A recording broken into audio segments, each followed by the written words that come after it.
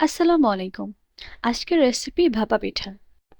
খুব অল্প সময়ে খুব সহজে অল্প কিছু উপকরণ দিয়ে আজকে ভাপা পিঠার রেসিপিটা তৈরি করে আপনাদেরকে দেখাবো।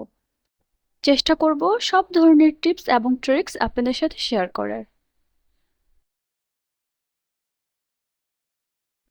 প্রথমেই আমি একটা মিক্সিং বোলে প্রায় 4 কাপ পরিমাণের মতো চালের গুঁড়া নিয়ে নিয়েছি। আমি এখানে পোলাও চালের গুঁড়া ইউজ করেছি। আপনারা চাইলে যেকোনো চালের গুঁড়া ইউজ করতে পারেন। আপনারা চাইলে বাজারের কিনা যে চালের গুঁড়া পাওয়া যায় সেটাও ইউজ করতে পারেন। এখন পরিমাণ মতো লবণ দিয়ে আমি চালের গুঁড়াটাকে খুব ভালোভাবে মিক্স করে নিয়েছি। এখন এর মধ্যে দিয়ে দিব আমি পরিমাণ মতো দুধ। দুধ দিয়ে চালের গুঁড়াটাকে আমি খুব ভালোভাবে মিক্সড করে নিব। আপনারা দুধের পরিবর্তে হালকা কুসুম গরম পানিও এখানে ইউজ করতে পারবেন।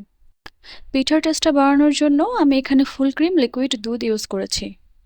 চালের গুঁড়াটা তৈরি করার জন্য দুধ এবং পানি দুইটারই পরিমাণটা খুব ইম্পর্ট্যান্ট। দুধ বা পানি যেটাই আপনি ইউজ করেন না কেন, কোনো একটার পরিমাণ যদি এখানে কম হয়ে যায় তাহলে দেখা যায় পিঠাগুলো ভেঙে যাওয়ার পসিবিলিটি থেকে যায় এবং ভেতর দিয়েও কাঁচা থাকার পসিবিলিটি থেকে যায়।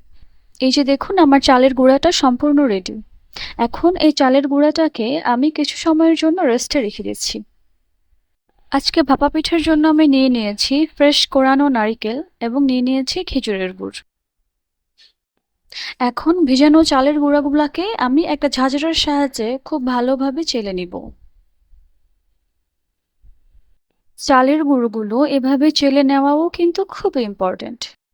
এভাবে চেলে নিলে ভাপা পিঠাগুলো অনেক সফট হবে এবং অনেক সময় পর্যন্ত পিঠাগুলো সফট থাকবে।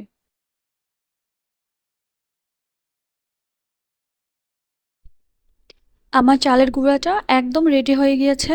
এখন আমি পিঠা বানানোর প্রিপারেশনে চলে যাব। পিঠা বানানোর জন্য এখানে আমি একটা ছোট সাইজের বাটি নিয়ে নিয়েছি। এখন এর মধ্যে আমি কিছু চালের গুঁড়া প্রথমেই দিয়ে দিব। চালের গুঁড়াগুলোকে সাইড দিয়ে এভাবে সরিয়ে নিয়ে মাঝখান দিয়ে একটুখানি ফাঁকা করে দিব। এখন এর মধ্যে আমি নারকেল দিয়ে দিব পরিমাণ মতো, আপনারা যে যেমন খান। এখন দিয়ে দিব পরিমাণ মতো খেজুরের গুড়। গুড় আর নারকেলের পরিমাণটা ডিপেন্ড করে আসলে আপনাদের টেস্টের উপর। আপনারা যদি গুড় এবং নারকেল খেতে বেশি পছন্দ করেন তাহলে গুড় এবং নারকেলের পরিমাণটা বেশি দিবেন, আর যদি কম পছন্দ করেন তাহলে কম করে দিবেন। তবে ভাপা পিঠাতে গুড় এবং নারকেলের পরিমাণটা একটু বেশি দিলে খেতে খুবই টেস্টি হয়। আমার গুড় এবং নারকেল দেওয়া হয়ে গেলে এখন এর উপরে আমি চালের গুঁড়া দিয়ে খুব ভালোভাবে এভাবে চেপে নিচ্ছি।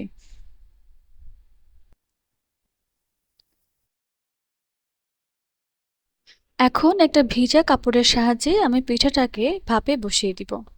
কাপড়টা সরিয়ে বাটিটার উপরে একটুখানি ট্যাপ করলেই দেখা যাবে যে পিঠাটা খুব ভালোভাবে খুলে আসবে। এখন কাপড় দিয়ে ঢেকে আমি একটা ঢাকনা দিয়ে খুব ভালোভাবে এটাকে ঢেকে দিচ্ছি। সেম প্রসেসে আমি আরেকটা পিঠা ঠিক এভাবেই বানিয়ে নিব। আজকে আমি বাজার থেকে কিনা ভাপা পিঠা বানানোর হাঁড়ি ব্যবহার করেছি।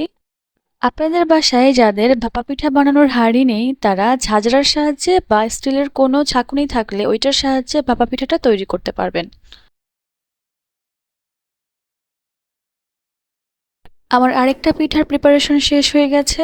একটু আগে আমি যেই পিঠাটা ভাপে বসিয়েছিলাম ওই পিঠাটাকে আমি এখন নামিয়ে নিব।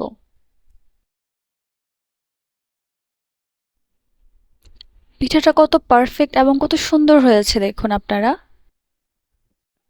ঠিক আগের প্রসেসে এইভাবে আমি আরেকটা পিঠাকে এভাবে বসিয়ে দিচ্ছি। এখন ঢাকনা দিয়ে ঢেকে দিচ্ছি। সবগুলা পিঠা আমি একই প্রসেস ফলো করে বানিয়ে নিয়েছি। আজকের সবগুলো টিপস এবং ট্রিক্স ফলো করে আপনারাও বাসায় খুব পারফেক্ট খুব সুন্দরভাবে এভাবে ভাপা পিঠা বানিয়ে নিতে পারেন।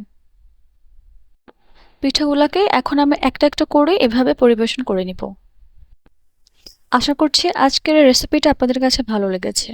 যদি আজকের এই রেসিপিটা আপনাদের ভালো লেগে থাকে তাহলে আপনারাও এভাবে বাসায় বানিয়ে খেতে পারেন। একটা পিঠা আমি আপনাদেরকে ভেঙে দেখাচ্ছি। দেখুন ভেতরটা কত সুন্দর জুসি এবং পারফেক্ট হয়েছে।